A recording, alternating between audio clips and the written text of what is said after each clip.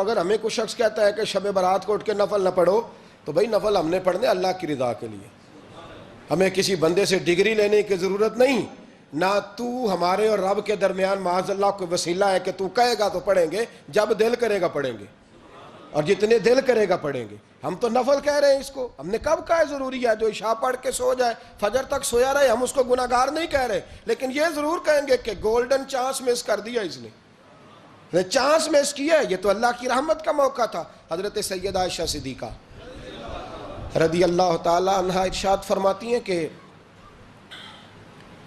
شعبان کی 15ویں رات تھی، یعنی شب برات کی رات، فرماتی ہیں شعبان کی 15ویں رات تھی، میں نے اچانک نظر ڈالی تو حضور میرے بستر میں تھے، پھر میری نظر پڑی تو حضور نہیں تھے، میرے دل میں گمان آیا، خیال آیا کہ شاید کسی اور زوجہ کی طرف حضور کا میلان تباہ ہو گیا ہو، وہاں تشریف لے گئے ہوں۔ فرماتی میں اٹھی باہر گئی تو نبی کریم علیہ السلام جنت البقیع میں تھے، قریب ایک جگہ پہ حضور دعائیں مانگ رہے تھے۔ فرماتے میں گیا تو حضور فرمانے لگے ابو بکر کی بیٹی تو نے کیا گمان کیا کہ اللہ کا رسول تیری حق تلفی کرے گا؟ عرض کی حضور آپ مالک ہیں، کہیں اور جانا چاہیں تو میری طرف سے پابندی نہیں۔ کہتی ہے وہاں کھڑے کھڑے میرے رسول کریم نے بیان فرمایا، یہ ترمذی کے لفظ ہیں، حضور نے فرمایا عائشہ یہ شعبان کی 15ویں رات ہے، مدینے میں سب سے زیادہ بکریاں بنو کلب کا قبیلہ پالتا تھا، فرمایا آج کی رات بنو کلب کے قبیلے کی بکریوں کی تعداد کے مطابق اللہ میری امت کے لوگوں کی بخشش فرما دے گا۔ یہ وہ رات ہے۔ جناب عائشہ صدیقہ رضی اللہ تعالیٰ عنہ نے بات رات کو سنی تنہائی میں نبی پاک سے، رات کو تنہائی میں حضور سے سنی، سویرے جناب عائشہ نے کل امت کو بتائی۔ اگر یہ بات اہمیت والی نہ ہوتی تو بی بی صاحبہ آگے روایت کرتی، یہ کتابوں میں آتی، یہ لوگوں کو بتاتی۔ حضرت عائشہ نے روایت کیا اور مولا علی شیر خدا نے تو کھل کے کہا، ابن ماجہ میں حضرت علی سے پیار کرنے والوں کے لیے الگ عنوان، مولا علی نے کھل کے فرمایا شعبان کی 15ویں رات کو رات عبادت کرنا اور سویرے روزہ رکھنا۔ حضرت علی کے لفظ بائی نہیں سیاستہ میں، رات کو عبادت کرنا، دن کو روزہ رکھنا۔ ویسے تو رب کریم ہر روز تہجد کے وقت پہلے آسمان پر نزول اجلال فرماتا ہے اور لوگوں کو فرماتا ہے کوئی بخشش مانگنے والا؟ اور فرمایا ہر روز تہجد کے وقت یہ اعلان ہوتا ہے، پر شب برات کو نا شروع رات سے یہ اعلان شروع ہو جاتا ہے۔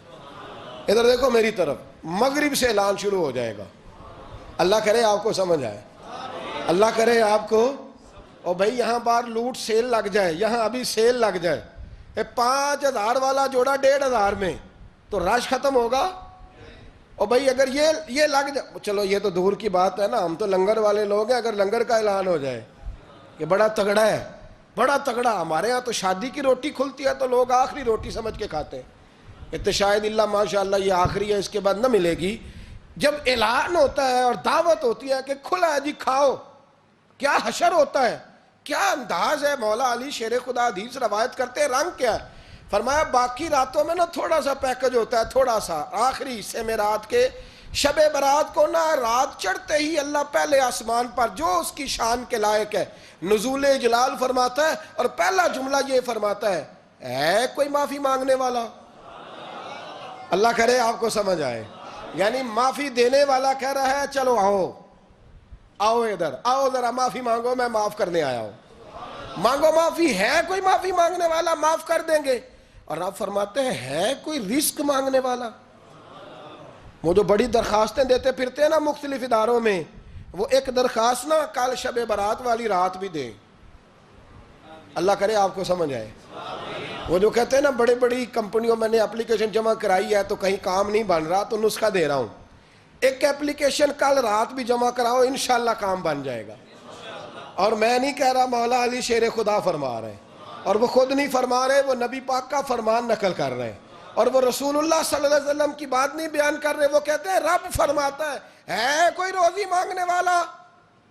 سارے سیٹھوں، نوابوں، جاگیرداروں کے پاس جا جا کے تھک گئے ہو، ایک دن میرے کہنے پر، ایک رات، ایک دیہڑی ذرا شب برات والی لگا کے تو دیکھو، پر شرط یہ ہے کہ یقین کامل ہو، ارادہ یہ، مطلب اللہ معاف کرے، آپ نے ناراض نہیں ہونا، لیکن وہ ماحول اس طرح کا ہے کہ شب برات کو ایک دو ساتھی کو کہا رات کو عبادت کر کہتے جی وہ تو ٹھیک ہے پر سویرے چھٹی نہیں، کام کرنا ہے. یعنی رب کہہ رہا ہے کہ تو آ جا شب برات کی رات، جو مانگے گا وہ تجھے، لیکن یہ ادھر نہیں توجہ کر رہا. یہ کہتا ہے سویرے 10 بجے دکان نہ کھلی تو مشکل ہو جائے گی، دفتر نہ گیا تو حالات آپ دیکھیں ذرا. اب جب یقین اس طرح کا ہو تو پھر تو بھائی ساری زندگی اداروں میں درخواستیں دینی ہیں. پھر آپ جیسا آپ کا مزاج ہوگا، اللہ تعالیٰ تو بندے کے گمان کے قریب ہے. تو میرے رسول پاک علیہ السلام نے ہمیں یہ میسج دیا، پیغام دیا، فرمائے اس رات جو اولاد مانگے گا رب اسے بھی عطا فرمائے گا. اس رات جو اللہ سے بخشش مانگے گا اللہ اسے بھی دے گا. اس رات جو رب کریم سے عزت مانگے گا اللہ اسے بھی عطا کرے گا. شارحین نے لکھا اس رات جو رب سے پردہ پوشی مانگے گا اللہ اسے پردہ پوشی بھی عطا کرے گا. جو جنت کا سوالی ہوگا رب اپنے فضل سے عطا فرمائے گا. کوشش فرمائیں، کوشش فرمائیں. 10 محرم کو ہمارے ہاں لوگ جاتے ہیں قبرستان، وہ کسی حدیث سے ثابت نہیں، میں منع نہیں کر رہا، جائیں 9 محرم کو جائیں، 10 کو جائیں، 11 کو جائیں، 8 کو جائیں، سفر میں جائیں، ربیع الاول میں جائیں، قبرستان میں جب بھی جائیں منع نہیں ہے. لیکن شب برات والی رات تو خود رسول کریم گئے ہیں نا قبرستان. اب جو بات میں نے سمجھانی ہے اس کو سمجھیں. نبی پاک کی والدہ کا مزار نہیں ہے وہاں جنت البقیع میں. حضور کے کو بھائی بہن حضور کیا کرنے گئے؟ امت کی بخشش کے لیے گئے. شب برات کی رات لالچی نہ بنے کہ صرف میں نے اپنے لیے روزی مانگنی ہے، کل امت کے لیے مانگے رب کریم سے. مانگے اپنے بھائی کے لیے، مانگے اپنی بہن کے لیے، مانگے اپنے بیٹے کے لیے، مانگے اپنی بیٹی کے لیے، مانگے اللہ کریم سے. یہ مانگنے کی رات ہے. پچھلی راتی رحمت رب دی کرے بلند آوازہ، بخشش منگن واریاں کارن کھلا جے دروازہ. آئیں اللہ کی بارگاہ میں اس رات کو کھل کے دعا مانگیں. قبرستانوں میں نا کچھ قبریں ایسی ہیں کہ جو بتاتی ہیں کہ سالوں بیت گئے ہیں کوئی آیا نہیں. کچھ قبریں بتاتی ہیں. اور کچھ بڑے قبرستان بڑے شہروں میں ایسے بھی ہیں کہ جن کا گورکن کہتا ہے کہ مجھے کمیٹی نے کہہ دیا ہے جہاں 4-5 سال کوئی نہ آئے وہاں نئی قبر بنا دیا کرو. وہاں نئی قبر بن جاتی ہے معاذ اللہ. او بھائی کچھ ہیں ایسے، کچھ ہیں. یہ جائیں نا اکبر بادشاہ یہاں لیٹا ہے لاہور میں تو شعر لکھا ہوا ہے بر مزارے ماں غریباں نے گلے پروانہ سوزز نے صدائے بلبلے. فارسی کا مقولہ لکھا ہے اس کی قبر پہ، کہتا ہے میں وہ غریب ہوں. اعلیٰ بادشاہ ہے مقبرے میں لیٹا ہے، کہتا ہے میں وہ غریب ہوں کہ نہ یہاں کوئی پروانہ آتا ہے نہ بلبل آ کے گیت گاتی. کوئی آتا ہی نہیں، کوئی فاتحہ نہیں پڑھتا، کوئی فاتحہ نہیں پڑھتا. او بھائی کئی قبریں ایسی ہیں جن پہ سالوں بیت گئے کوئی لوٹا نہیں. اور مشکات میں حدیث ہے میرے نبی کریم علیہ السلام نے فرمایا جو قبر میں ہوتا ہے وہ تو اس آدمی کی طرح ہے جو دریا میں ڈوب رہا ہے اور وہ انتظار کر رہا ہے کہ میرا بیٹا میرے لیے دعا مانگے، میری بیٹی دعا مانگے. پر بیٹے کو تو 27 سال ہو گئے، ملک سے باہر ہے، کاغذ بنے گے تو ابے کی قبر پہ آئے گا نا. اس کے تو کاغذات ہی نہیں مکمل ہو رہے. وہ بیٹے کو تو مشکل ہے بڑی، وہ تو کاغذات نہیں بن رہے. وہ تو دولت کا مطالبہ پورا ہوگا تو جبھی وہ کام ہوگا نا. انتظار ہو رہا ہے قبروں میں میرا بیٹا دعا کرے، میرا بھائی دعا کرے. اور اگر بچہ دفن ہے تو وہ کہتا ہے میری ماں دعا کرے، میرا باپ دعا کرے. کوشش کریں شب برات بعد از مغرب یہ رواج پیدا کریں. یہ رسول اللہ کا طریقہ ہے صلی اللہ علیہ وسلم. قبرستان میں جائیں اور جا کر کے وہاں اللہ تبارک و تعالیٰ سے دعا مانگیں کہ یا اللہ جو اس قبرستان میں لیٹے ہیں وہ بھی، اور جو آج تک کلمہ پڑھنے والے دنیا سے گئے وہ بھی، اور جو قیامت تک جائیں گے وہ بھی. اے اللہ تو سب کی بخشش فرما دے. اللہ کی رحمت کو محدود نہ کریں کہ صرف مجھے بخش دے، اسے کہیں یا اللہ کل کی بخشش فرما. ساری امت کے لیے دعا کریں. شب برات کی رات نفل پڑھیں. ہمارے ہاں محفل ہوتی ہے ہر سال الحمدللہ، بڑے شوق سے بڑا خوبصورت ہم اہتمام کرتے ہیں. لیکن میں اکثر دوستوں سے کہا کرتا ہوں کہ جن کو اکیلے میں نفل پڑھنے میں مزہ آئے وہ اکیلے میں پڑھیں. کتنی کھلی بات کر رہا ہوں. میں پابند نہیں کر رہا کہ آپ یہاں آئیں گے محفل میں آئیں گے ضروری ہے. بھئی آپ کو اکیلے میں مزہ آتا ہے نا. کچھ لوگ تنہائی میں ہوں تو دل زیادہ لگتا ہے، وہ تنہائی میں کریں اللہ اللہ کوئی عرض نہیں. لیکن کچھ ایسے ہیں کہ نعت سنتے ہیں تو دل نرم ہوتا ہے، تقریر سنتے ہیں تو دل نرم ہوتا ہے. تو جن کا اس طرح نرم ہوتا ہے وہ مسجد میں آئے, بات سنیں. کچھ کو سب کے بیچ بیٹھ کے رونا آتا ہے. حضرت سعدی شیرازی فرمایا کرتے تھے کچھ لوگوں کے آنسو مجھے رلا جاتے ہیں. فرماتے ہیں کچھ کی آنکھیں دیکھ کے رو پڑتا ہوں, لہٰذا میں جب بھی ذکر کرتا ہوں محفلوں میں بیٹھ کے کرتا ہوں. تنہائیوں میں مجھ سے نہیں ہوتا, تو جس سے نہیں ہوتا وہ آئے نا, مسجد میں آئے, رات عبادت کریں. کل مغرب سے پہلے پہلے کام سمیٹ لیں سارے, اور مغرب کے بعد یہ رات شروع ہوگی, مغرب کے بعد ایک چھٹی کر لو اللہ رسول کے لیے.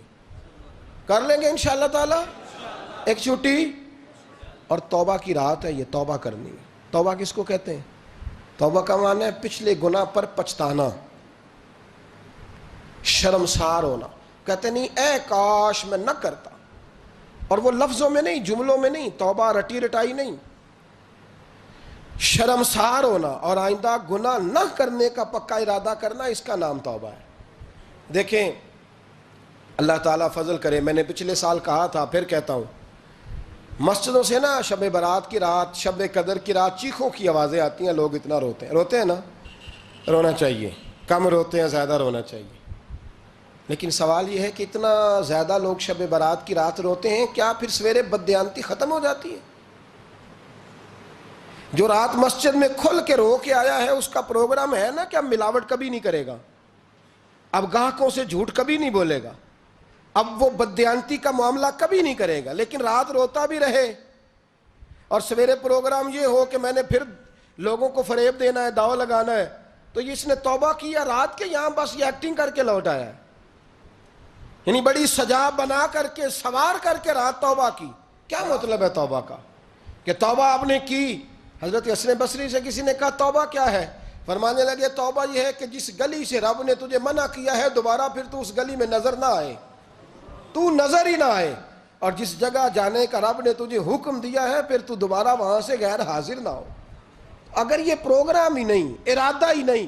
بچے ایک دو مجھے کہنے لگے کل حضرت صاحب توبہ کے موضوع پر ہم نے گفتگو کرنی ہے, تو کوئی باپ بتائے کہاں پہ ہے. کچھ بچے شاگرد ہیں, کچھ مسجدوں میں جمعہ پڑھاتے ہیں. ایک نے مجھ سے کہا, تو میں نے کہا بیٹے پہلے مسجد میں جاؤ, 2 نفل پڑھو, توبہ کرو, توبہ کا ارادہ بناؤ. یہ رسم نہیں ہے.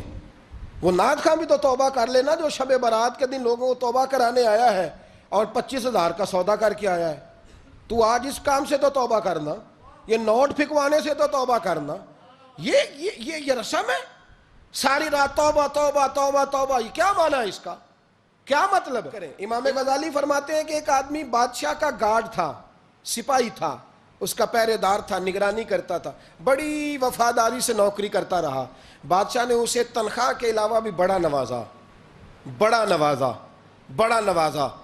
اسے بادشاہ نے بڑے الاؤنسز دیے, بادشاہ نے بڑا کچھ دیا, مکان دیا. کچھ سالوں کے بعد بادشاہ کو پتا چلا کہ یہ میرے لیے نہیں آتا تھا, اس کی تو میری کنیز پر نظر تھی. اس نے تو رات کی ڈیوٹی اس لیے لگوائی تھی کہ کنیز پر نظر تھی. تو امام فرماتے ہیں کہ بتاؤ پھر وہ بادشاہ اس کے ساتھ کیا سلوک کرے گا؟ وہ کیا سلوک کرے گا؟ تو لوگ کہنے لگے حضور لگتا یہ ہے کہ وہ نا 4-5 حصوں میں کاٹ کے تو کتوں کے آگے پھینکے گا. آپ فرمانے لگے میرا رب تو بڑا ہی کریم ہے, وہ تو ایسے نہیں کرتا. لیکن بتلاؤ اگر اسے پتا چلے کہ یہ رسم کے لیے آیا ہے, اس کی تو نظر ہی مال پہ ہے, یہ تو سویرے بدلے گا نہیں, یہ تو دھوکہ دے رہا ہے, یہ تو توبہ کرنے آیا ہی نہیں, اس نے تو ڈھونگ رچایا ہے, اسے تو پہلے سے خبر ہے. تو پھر تم کیا امید رکھتے ہو؟ پھر کیا رویہ رکھتے ہو؟ شب برات کی رات دھاڑے مار مار کے رونا اور صبح اسی طرح دھوکہ دینا, اسی طرح فریب کرنا, اسی طرح جھوٹ بولنا, اسی طرح بددیانتی کرنا, اسی طرح لوگوں کو لوٹنا. تو یہ رسم نہیں ہے توبہ. توبہ تو بدل جانے کا نام ہے, توبہ تو پھر سنور جانے کا نام ہے. توبہ تو اس طرح ہے جس طرح حضرت ابراہیم ابن ادھم نے کی تھی. وقت کے بادشاہ تھے, بادشاہ جب توبہ کی تو پھر ہر چیز چھوڑ دی, پھر مال لوگوں میں بانٹ دیا اور پھر ٹاٹ کا لباس پہن کر زندگی گزاری. لوگوں نے کہا حضور یہ تبدیلی ہے. فرمایا تبدیلی نہیں, یہ میری توبہ ہے, یہ میری توبہ ہے. جب توبہ کی تو پھر بدل کے کی, جب توبہ کی تو پھر تبدیل کیا آپ نے. یہ کیا توبہ ہوئی؟ ساری رات روتے رہے, سویرے دکان پہ جا کے پھر قسم اٹھائی کہ مجھے تو پڑتا ہی 11,000 کا ہے. یہ توبہ ہے؟ تو آپ نے اور میں نے توبہ کرنی ہے تو انشاءاللہ تعالیٰ اس طرح کرنی ہے کہ پھر 15ویں شعبان کو بدل جائے. یہ جو موقع آتے ہیں نا شب برات کے, شب قدر کے، یہ بنیادی طور پر اللہ تعالیٰ کی طرف سے دی ہوا موقع ہوتا ہے کہ چلو تمہیں چانس دیتے ہیں، تمہیں چانس دیتے ہیں، پابندی کوئی نہیں، لیکن رب کی طرف سے نا موقع ملتا ہے، چلو تمہیں ایک موقع دیتے ہیں، چلو اپنے آپ کو کلیئر کر لو، تمہیں موقع دیتے ہیں، یا اللہ کیا کرے، کچھ بھی نہیں، آ کے نا سچے دل سے 2 رکعتیں پڑھ کے توبہ کرو، عرش کا مالک پچھلے سارے ہی معاف کر دے گا، کچھ بھی نہیں، آؤ موقع ہے۔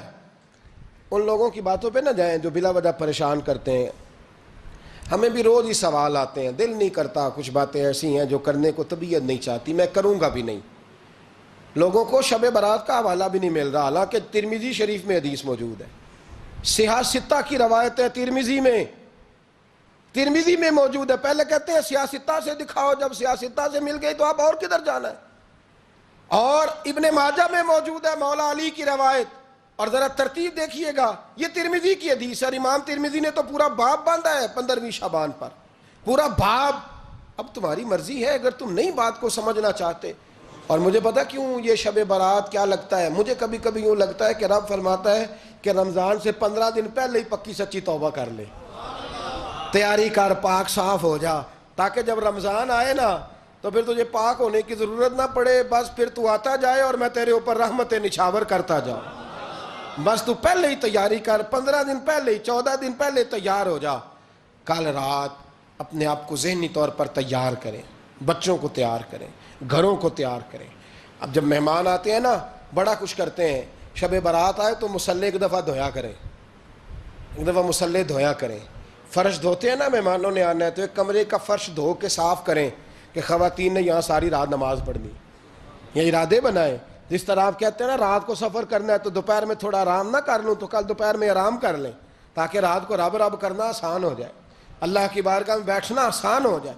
مکمل طور پر ذہنی طور پر اپنے آپ کو تیار کریں۔ یہاں بھی محفل ہوگی انشاءاللہ، عشاء کے متصل بعد شروع ہو جائے گی، 12 بجے تک محفل چلے گی، پھر 12 بجے کے بعد نماز تسبیح پڑھی جائے گی، پھر 1 بجے پھر دوبارہ آپ کو اجازت دی جائے گی، کوئی انفرادی طور پر گھنٹہ سوا اپنی الگ سے کوئی عبادت کرنا چاہے تو وہ تب بھی ممکن ہو، جیسے آپ کو موقع بنے۔ میں کہہ چکا ہوں، لیکن وقت ضائع نہ کرنا، گولڈن چانس ہے، اس کو مس نہ کرنا، یہ شب نجات ہے، اس کے ضرور قریب جانا۔